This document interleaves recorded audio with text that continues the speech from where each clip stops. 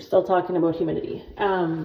So all of those things are affected. So everybody's house is different. That's the one controversial thing about it. The other thing is that every product that we use in the house also kind of has its own specification for humidity, and they're all different, which makes it almost impossible to manage it to a certain point, right? You ask the window people what humidity should be, they're going to say 28%.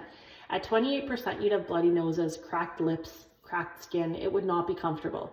But any like hardwood, laminate, anything like that, which we don't have in this home, but if you did, they're going to tell you it needs to be 50%. So how do you manage it, making everything comfortable, right? So what I usually tell clients is that 30 to 40 range within your own comfort level. If you're going to run it a little higher, like you find you need it to be at 40%, then you need to realize that that's going to come with more maintenance. So you're going to be wiping your windows more often on those like minus 50 days.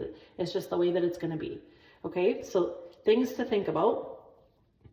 And then the other thing I don't really like about on this paper is where it talks about summer months. So in the summer, it actually does not make sense to run your HRV. Unless the temperature outside is colder than your temperature inside, it doesn't make sense, because in the summer, it is more humid outside. And so if you run it, you're actually drawing more humidity into the house where you're supposed to be drawing humidity out.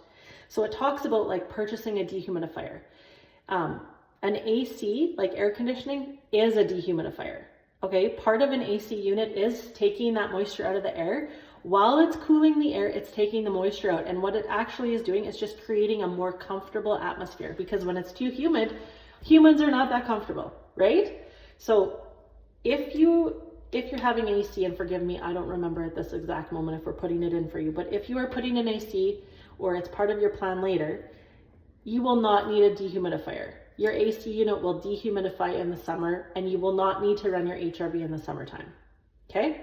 I hope I answered that properly. I'm going to start and stop again.